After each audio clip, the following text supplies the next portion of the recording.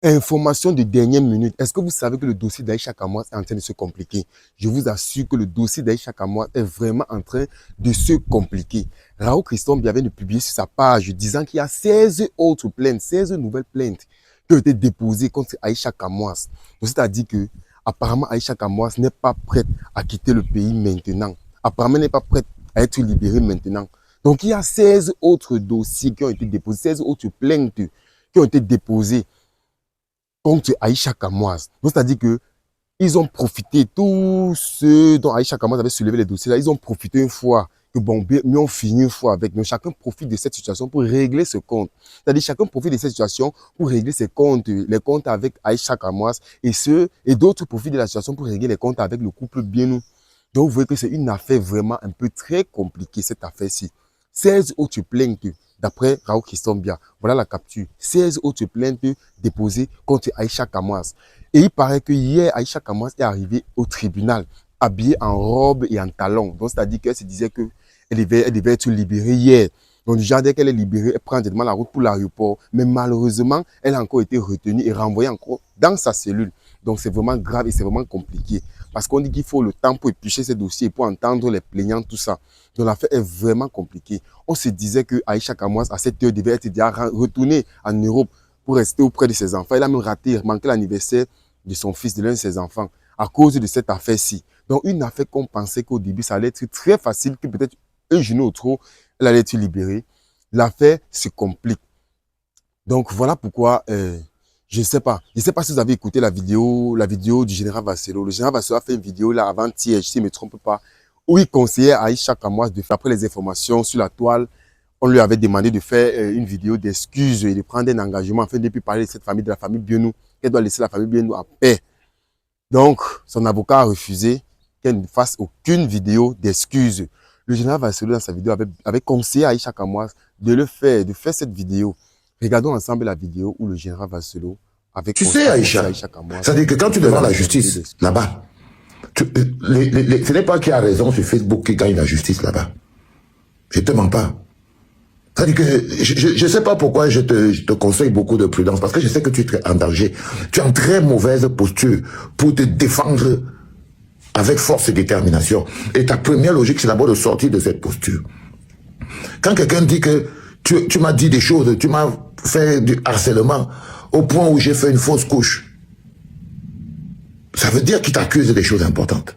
Mais si moi, je me fais arrêter dans un état de non-droit comme celui-là, et que j'ai laissé mes enfants en Europe, j'ai laissé mon travail en Europe, chaque jour que je passe enfermé dans cet état de non-droit est un manque à gagner et manque d'affection pour mes enfants. Je ne sais pas pourquoi c'est que ma lutte serait de faire triompher la justice dans un état de non-droit, alors que je peux partir et aller me battre. Ce n'est pas sur mon sujet personnel que la justice va s'installer. N'importe quel membre de ta famille te dirait d'abord qu'écoute Aïcha, sors d'abord de là. Pas d'abord ta route. Vaut mieux un mauvais arrangement que un bon procès dans un état de non-droit. Vouloir un bon procès dans un état de non-droit, c'est comme vouloir de l'eau avec les glaçons dans le désert. C'est compliqué. Dans l'affaire Aïcha Kamwas, j'ai constaté que le point de vue de Valsero est complètement différent de celui de la baronne de Suisse. C'est souvent très rare. Mais quand j'écoute Valsero, j'écoute un monsieur, un papa, qui donne son point de vue, qui donne le conseil à sa fille. Hein? Un papa dans toute sa splendeur, au-delà du monsieur qui est à la clinique, qui soigne les malades. Quand vous écoutez cette vidéo, vous vous rendez compte que c'est un monsieur rempli de sagesse. Ah oui. Je ne manque pas souvent de le dire. Il ne faut pas être de mauvaise foi. Il fait des choses qui sont bien. Et je pense qu'aujourd'hui, il a dit quelque chose encore de très important. Il faut comprendre quelque chose. Parfois, on demande pardon, pas parce qu'on a tort, ou bien pas parce qu'on est faible. Parfois, on demande pardon parce que quand on regarde ce qu'on a derrière, on s'en rend compte que ça ne vaut pas la peine de faire le bras de fer. Dans l'affaire Aïcha Kamwas, il y a deux personnes instigatrices qui veulent détruire plutôt Aïcha Kamwas.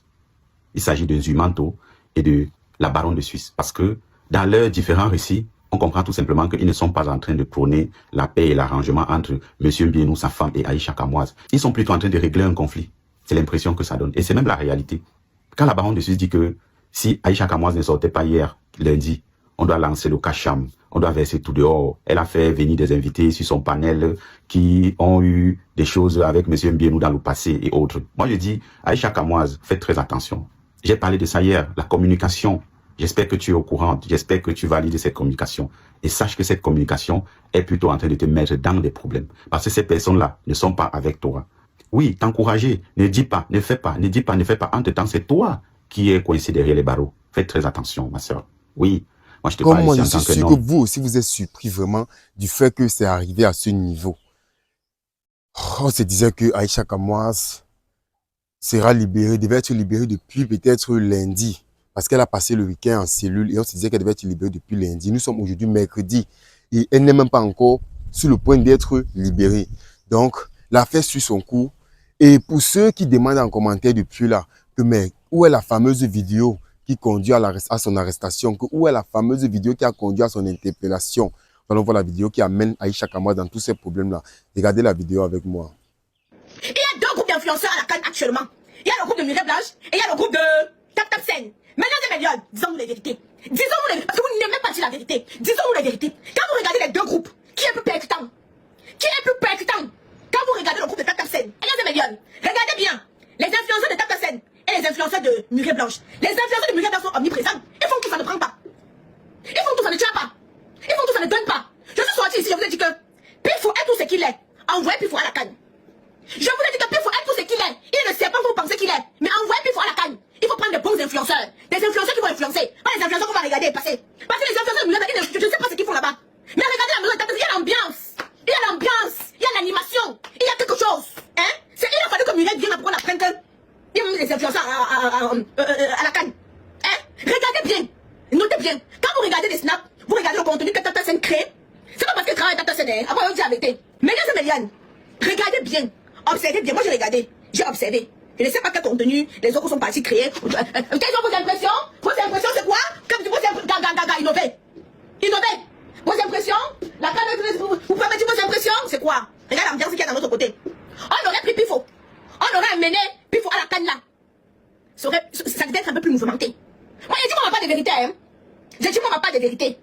Parce qu'il y a d'autres là-bas, on ne voit pas le contenu qu'ils sont en train de créer. Là-bas, la canne qui sont partis là. Regardez la maison Tata Sen. Ah non, Tata Sen, il faut que le check-up. Aïcha, ne commence pas les mensonges. Les mensonges où, ma chérie? Les mensonges où, ma belle? Regardez la maison Tata Sen. Regarde. Tata Sen a pris une maison, a amené les influenceurs. À cause de vous, je ne suis pas parti à la canne. Parce qu'ils sont en train de faire les expéditions. La Coupe du Monde, non, il serait là-bas. J'ai fini de faire mes expéditions, j'arrive là-bas. On va voir mes expéditions. Ce n'est pas une campagne de sabotage, Muriel. Ce n'est jamais une campagne de sabotage. Je dis la vérité. Pourquoi tu penses ça que c'est une campagne de sabotage? Une campagne de sabotage, c'est quoi? Je te dis ici que j'ai remarqué que les influenceurs de l'autre chaîne ne brillent pas comme ceux-là, comme les influenceurs de Tata Sen qui font le show. Tu dis que c'est campagne de sabotage. Sabotage par rapport à quoi? Sabotage sur quoi? Par rapport à quoi? Donc on doit aussi dire la vérité, ce qu'on pense. Donc tout ce qu'on nous pense, on va avaler ça sur nous comme ça, là on va pas parler. Les critiques constructives aident. Où est la campagne de sabotage? On sabote quoi là-bas? J'ai fait mon constat. Quand la canne a commencé, j'ai dit de prendre les influenceurs qui vont faire le show. Je me suis levé depuis là, ça fait. Je ne vois pas le show. Les seules personnes que je vois trop présentes, ce sont les influenceurs de Tata Sen. Ils créent du contenu tous les jours. Et le contenu qui plaît. Vous êtes une chaîne où les gens vont venir regarder. Créez le contenu qui va aussi plaire. Vous créez du contenu, oui, mais pas le show. Je me lève et viens te dire la vérité. Tu dis que c'est le sabotage. Sabotage où? Dis-moi aussi que je vois. À quel niveau?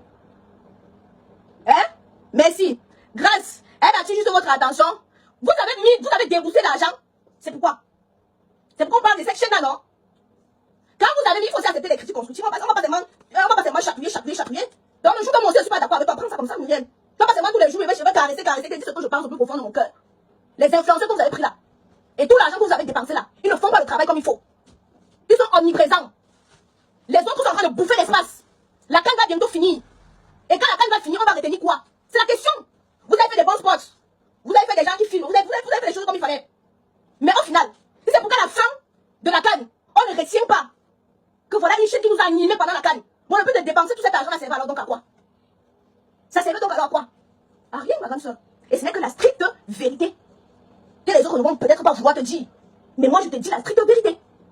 Demande aux influenceurs que vous avez payé beaucoup d'argent là. Qui donnent un peu plus. Qui se fassent un peu plus voir. qui donne un peu plus de peps, qui s'attire un peu plus de public. C'est ça. Parce que c'est pour faire seulement, faire comme ça omniprésent, et qu'à la fin de la canne-ci, on ne retient pas que non, vraiment, le père a fait fort. Il a sorti une chaîne de télévision, donc tout le monde en parlait, donc tout le monde regardait, c'est que ça ne sert à rien.